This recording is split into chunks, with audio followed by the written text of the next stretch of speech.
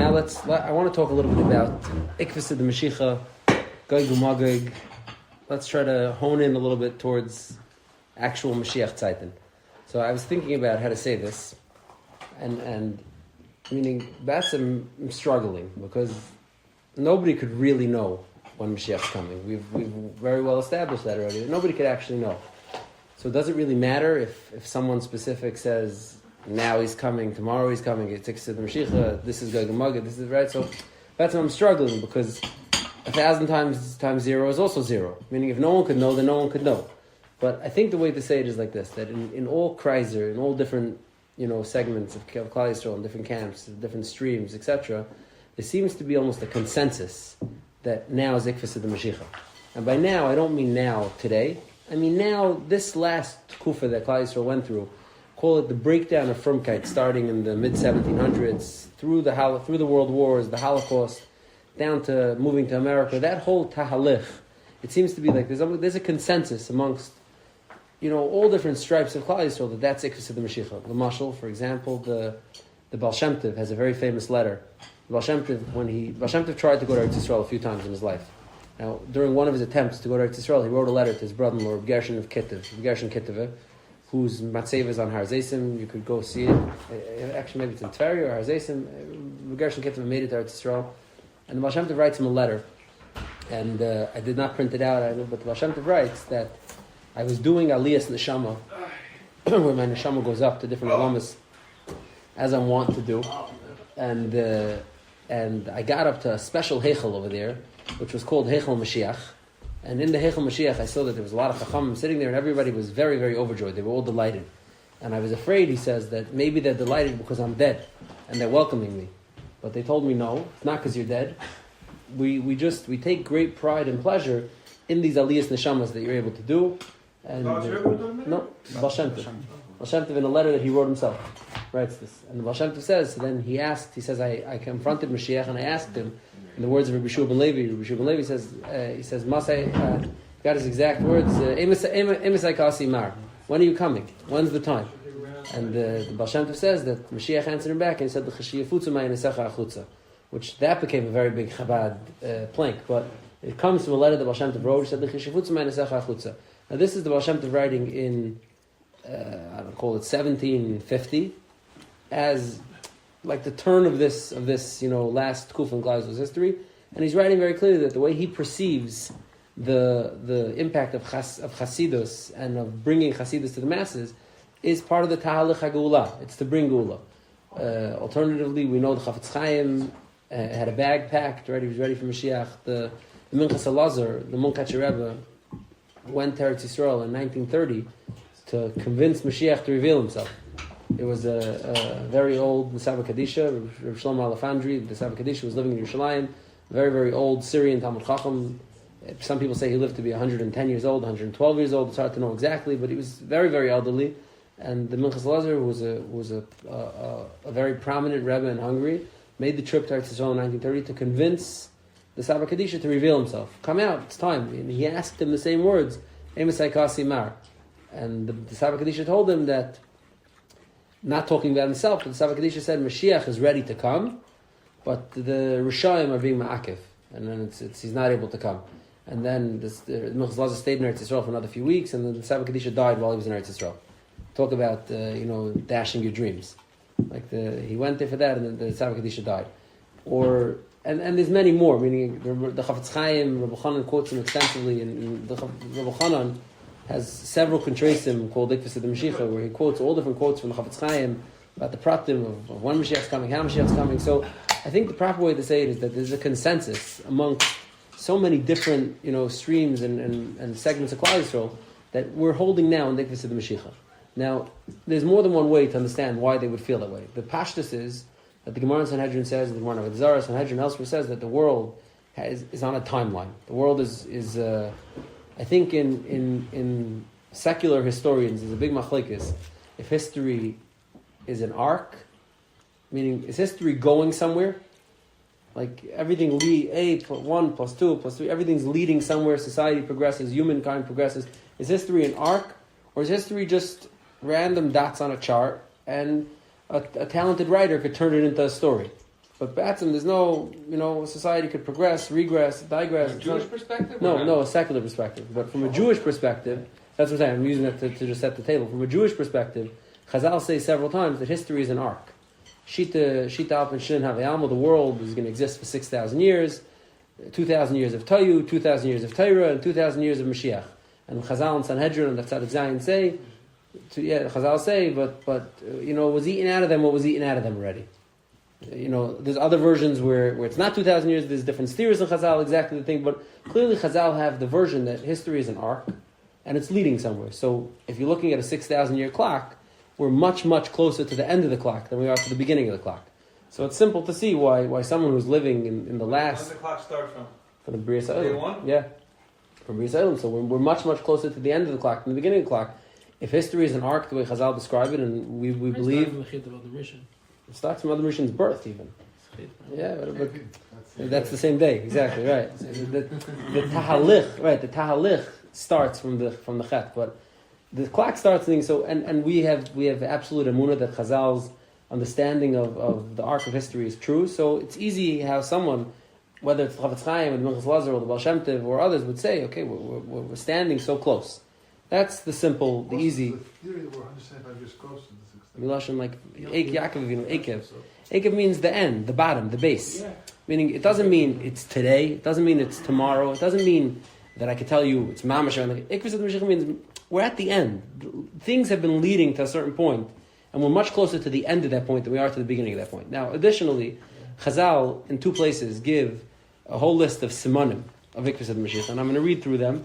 And some of them will sound like, that's mamash, what we live through, what we're living through. Some of them will sound like it's not, but meaning much like this. The Gemara in Seitan, the Testament base, says as follows. It says, "Be'ikvis Mashiach, chutzpah yaske, chutzpah will be very prevalent. V'yoker yamir, hagefen tit imperia v'hayayim b'yoker. Things will be very expensive.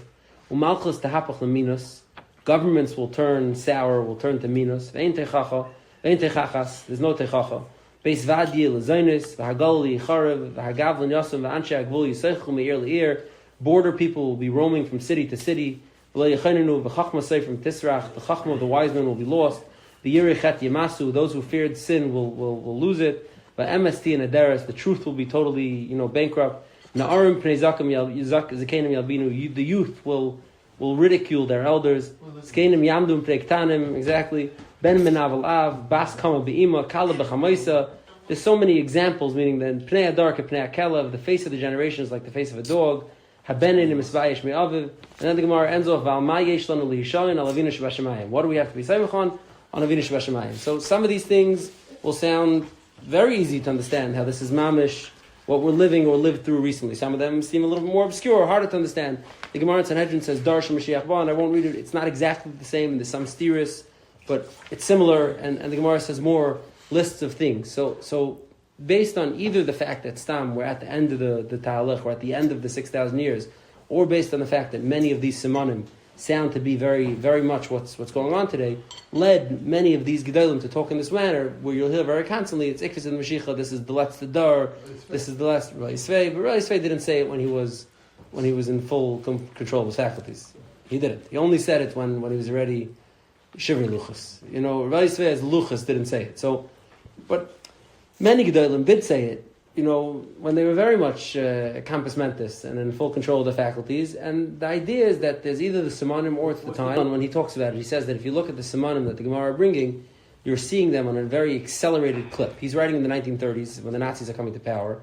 And many of these things are, hyperinflation, Lamashal, that the Germans suffered, and the youth, and etc. And he says this is you're seeing it on like a super accelerated pace. It must be that it's coming soon. There's not a consensus on how or what. There's a consensus that it's a time. That's the consensus. That's a time. Not that there's 1,000 versions of what and when and who ties it to which simanim and what. It's really endless. The Mashal, I was thinking about it. The Satmar Rebbe and Rav Kook both extensively talk about the fact that it's Ikvesa Mashiach. For one of them, what's driving the train to say Mashiach is coming is the fact that the Tziyonim are building a Medina. And for one of them, what's the Erev Rav that's a siman of Mashiach is that the Tziyonim are building a Medina. Right? But still there's consensus. Wow. Both are saying that it's Ikvesa the Mashiach. So I think the proper way to say it, I was thinking about it, I think the proper way to say it is not what or how. There's a consensus that it's a time. Exactly how, what, when, it literally ranges from being the good guys to the bad guys. The Tolner Rebbe from Yerushalayim said as follows.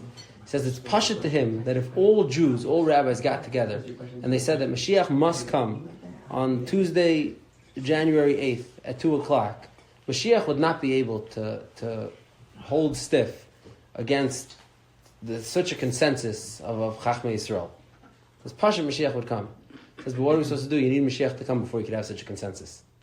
He says you can never get everyone to agree that it should be today, tomorrow. So I think it's that kind of consensus. It's a consensus that we're all waiting. We all feel like it's time. There's movement.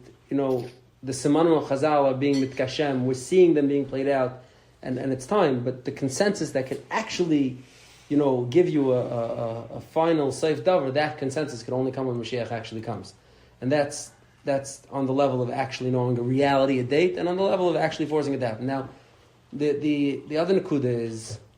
Is there a mile? So I'll tell you, the Rechem Strifka Rebbe, Rabbi Yochanan Rechem Strifk from Yerushalayim, he died maybe in 1950 or something. Rabbi Yochanan Rechem Strifk used to say that in Ikvesa the Mashiach there needs to be a lot of gvira. He said, why? He says, because imagine you're a serious guy and you hear Shayfer Mashiach's here. So he says, his mashal that he uses, if you're a serious Talmud Chacham, you can run to the mikveh, you're going to dive in there so fast, and you're going to run to Beis Medrash, you're going to open a Zohar, and you try to chap around a few more shtiklach, whatever you could get him, because you're meeting Mashiach in a few hours, and he's going to be able to see right through you, who you are, what you are. You're like, let me. And if you're a little bit of a lower level, you're going to grab your Tehillim, and you're going to start reading Tehillim. And if Chas v'Shalom you're a Litvak, you'll grab your Ktseis off the shelf, and you'll start learning Ktseis. So, you're going to meet Mashiach, so you better have this, on lockdown thing. He doesn't use that mashal, but he says, so who's going to be the one who's going to be ready to greet Mashiach? He says, a guy who thinks he has it all. I'm good to go. He says there needs to be a ton of gvirim. Mashiach's coming, so Mashiach shouldn't be waiting at the train station alone. He says everyone else is going to be running to hide from him. They want to make sure they're ready. It's not funny, but that's what I'm saying. What do you say? No, it's it's a very good. No, Ikvesa the Mashiach is all I'm saying. Is Ikvesa the Mashiach is not. It's hard to actually put a finger on it. Let's just say that amongst many of the Gdolim and many of the previous theorists, there was a clear feeling that it's Ikvesa the Mashiach and etc. Now, so what is that? So what does that do for us? So what? Let's say it's Ikvesa the Mashiach.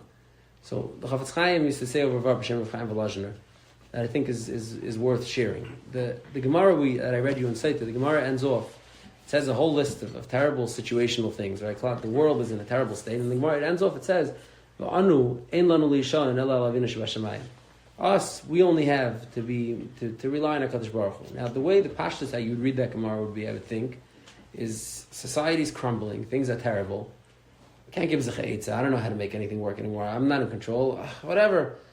I have to. Anu ein lanu li'ishan ela l'avinu shebashamayim.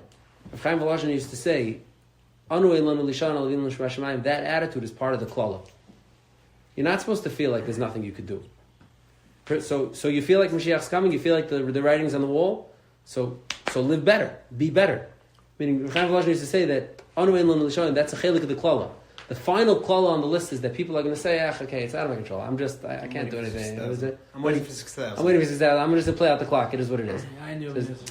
Don't say I know Yazri. You feel like you see simanim. You feel like you see something happening. So be someone who's going to be worthy. Be someone who wants to. Who's going to be able to participate in that. Be someone who's worthy. And the Rabbi Chanan, he mamish takes this all the way.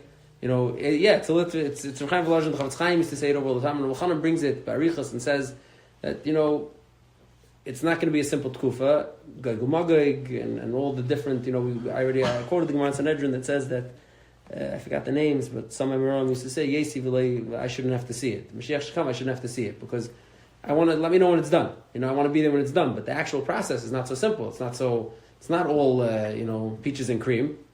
It's not so pleasant, Dafka. So meaning, it's a process of cleansing, of elevating. Of course, the idea is that we want to be roi to have gilei ashchina and roi of existing in a world where HaKadosh Baruch Hu is not so hidden from us and he's much more present and prevalent. And to be roi for that is not just a given that everyone's roi. So is that the final position? The Navi in several places writes about Muhammad's Gog and Magog. Now, Muhammad's Gog and Magog is the end of Ikvesa the Mashiach, right? That's the state right before Mashiach. Right before Mashiach is Muhammad's Gog and Magog. Now, the Navi writes about it in several places. It's in Zechariah Yudalid. If anyone wants to read through it, it's not that difficult. In Zechariah Yudalid, Yecheskel Amid Beis, Yecheskel Amid Ches. It's a big arichos. It's not. What I'm saying is, it's not shorthand. It's not like it's not written, and you have to make it up. The Navi writes extensively about it. Now, what exactly it means is taka hard to understand, and what every state of the battles and whatever. But Chazal tell us in a medrash that there's going to be 3 battles of Muhammad's Gog and Magog. There's going to be 3 wars of Muhammad's Gog and Magog. And during the first 2 battles of Muhammad's Gog and Magog, when Gog is a king, Melech Gog Melech Magog, I think. I think Gog from Magog is the name of the king. Is going to come battle. So in Zechariah, Klal Yisrael fears very, very poorly. The battle is very, it says half the city is killed, and Hanashim Tishkavna, all the women are spoiled, and etc. Shrekliche things. And then the second battle, Klal Yisrael again suffers, and the third battle is the one that's described in Yecheskel Amid Ches, that actually leads to the culmination, and there Klal Yisrael finally triumphs, and HaKadosh Baruch Hu's Shekhinah is revealed in the world. Now, and many Gedolim have said it's Yitachim that World War II or World War I or different times when Jews got killed was part of the Talich, but we don't know that the battle has to be in a month's time. The battle could be spread out over 10 years. Mashal the Chiddushei Arim used to say that by Mitzrayim we know the Shvu, Hashem told Klal Yisrael to ignore them for 400 years. Klal Yisrael got let out after 210 years. Why? Right? Because it was difficult, so it was condensed. So the Chiddushei Arim says the opposite is possible also. You could take the Nevuos, the Shrekel Nevuos, and Zechariah and Yecheskel, and you could say, okay, that would be if Klal Yisrael was in Galus for 500 years and they had like a monumental battle, then it's going to be on Shrekel. But if Klal Yisrael was in Galus for 2,000 years already, and throughout the 2,000 years they've been picking at us all throughout. I mean, we never had a time when we were free and we were good. So then, just like you could condense 400 into 200, you could expand. There's some warm and fuzzies. We're way off the track here, but my point is that it ranges literally from the Chavetz Chaim saying that some Jews are Amalekim who are going to be smote during Gog and Magog and are not coming, and that is the simple reading of the Psukim, to others saying that Gog and Magog could be a much longer, expansive thing. It could be spiritual. It could be etc. I want to just read a little bit from Yecheskel just to give us a flavor of Gog and Magog. So we're talking, with actual facts on our side. What do you say? This is not the warm and fuzzy part. It's not the warm and fuzzy part. So it says on the wrong note. It says as follows. Who says we're ending? It says as follows. So Hashem tells Yecheskel as follows: Ben Adam, Sim Panechel Gog Eretz HaMagog, and see Rosh Meshach V'Tuvel V'Hinavei Alav. Look, turn your eye to Gog Melech Magog and say nevuah about him. And Hashem says Gog is going to come. He's going to gather up a big army, many allies. We don't know exactly who these allies are today. They're going to be armed with all sorts of weapons and defenses and etc. It says Evalisa Bashaya Tavib Ka'anan L'Chasis Haaretz. Shoah is the word for Holocaust. Like a Shoah, they're going to rise up to cover the land. Tia Ata V'Cholai Gefecha. V'Amim Rab Moischa says Koyamar Hashem V'Hoya B'Yemahu. Now this is a little bit warm and fuzzy. It says this is the ending of the battle. It says Koyamar Hashem Elikim V'Hoya B'Yemahu Yalu Dvarim Al Levavcha V'Chashavta Machshava Ra. You Gog are going to think bad things, evil things in your heart to do to Klal Yisrael. V'Amarta Ela Al Eretz Prozes Aves Hashketim Yoshvei Levetach Kulim Yoshvim Be'en Chayma Ubriach V'Tlasayim Einlam. I'm going to go rise up against the nation that's sitting there in peace. And he seems content, and I'm going to rise up to battle with them. Now, if you're a Zionist, by the way, this means having a state. And every single one of them, from Rav Kook down, says that that's why it's called Aschal de Geula, Reishis Smichas Gulaseinu, and they're meaning, showing the range again. I mean, that's obviously not the normative Hashkafa, but so he says, Gog is going to come up, Lishlul Shalol, to take, booty back, V'lavais Boys, to capture things, L'chashiv Yadcha, L'charbais, L'shavais V'al'am, Mosef HaGoyim, coming to kill, etc. Kesef Azav L'kachta. Then it says as follows: L'chein Hinave Ben Adam. Hashem tells Yecheskel, be menabeh this. V'amarta l'Gog, and tell Gog, Koyamar Hashem Elikim Halei B'Yomahu, on that day, B'Sheves Ami Yisrael Levetach, when my nation Klal Yisrael will sit in peace. Teda, you'll know. Ubasam imkaim cham yarchas eitzafin atav amim rab. You'll come from the wings from Aryatzis Tzafin.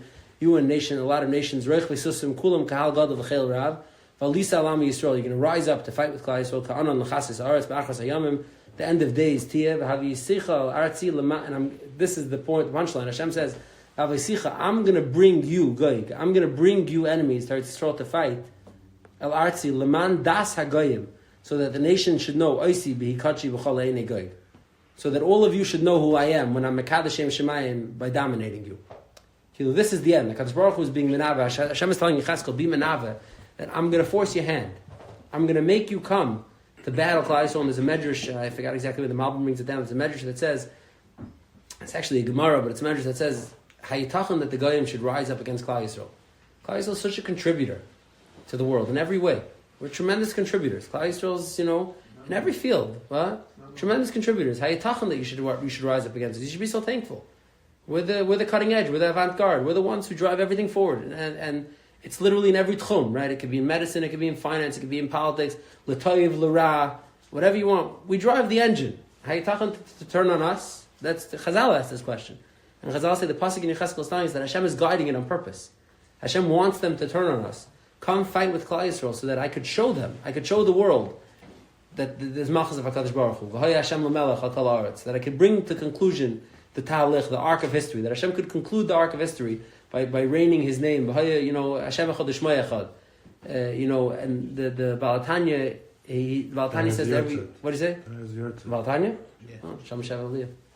The Balatanya says that when we say Shema Yisrael, that's the kavanah. It says Shema Yisrael Hashem Elokeinu, Hashem who's our Hashem, Hashem echad. Should be the Hashem for everybody. We're davening for Seif HaYamim. We're davening that there should be a day when we should not be the only ones who know that HaKadosh Baruch Hu is HaKadosh Baruch Hu. That the Shem should be, Nesfarsim in the whole world. It's really, we say in Kaddish, right? The tefillah of Kaddish is Yiskalav Yiskadish Mei Rabbah, is referring to Mashiach. It's referring to the Lasad Lavi. In Nusach Svarad, we say V'yatzmach B'karne V'karav Mashiach. We say it explicitly. In Nusach Ashkenaz, it's left to the imagination. We don't actually say Mashiach, but the tefillah of Kaddish is that HaKadosh Baruch Hu's name should be revealed to the whole world in a way that everyone should understand it. So ultimately, what we're davening for and what we're hoping for is this ultimate Kiddush Hashem, that HaKadosh Baruch Hu's, the Gilei HaShechina, that HaKadosh Baruch Hu should be revealed to us in a way that's much more visible, that everyone could feel and everyone could understand. Now, and according to most of the Gedolim from the previous generations, we're much closer to that tkufa of Gilei HaShechina than we ever were before, than our grandfathers and great-grandfathers and great-great-grandfathers ever were. And if we're close enough to start feeling and start sensing that Gilei HaShechina, so L'kuli Alma, I'm saying, according to all, it's incumbent that we don't say Ein lanu lishayin ala l'gina sh'bashamayim. Meaning, it doesn't have to be in the harshest of terms, like Chaim Volozhin is saying it, that it's a klala. But in any case, it's an achrayus to realize, that if all the Gedolim from all the different areas are saying it, and yes, no one could put an actual date to it, and yes, I can't tell you that it's tomorrow or the next day, and yes, it could totally end up being another 200 years. There's no way to know that it's going to be tomorrow, but if Gedolim of all stripes and, felt that there's a talich and that the simanim that Chazal predicted are coming to the fore, and we know from the Psukim and from Chazal that it's not just, a green flag everybody's in, and there's difficulty that's involved in it, so harsh or soft or however you want it, it's incumbent that we don't just say Ein lanu lishayin ala l'gina sh'bashamayim. That's where I end off. This wasn't that bad, though. He didn't say that everyone. You've just experienced another Torah class brought to you by TorahAnytime.com.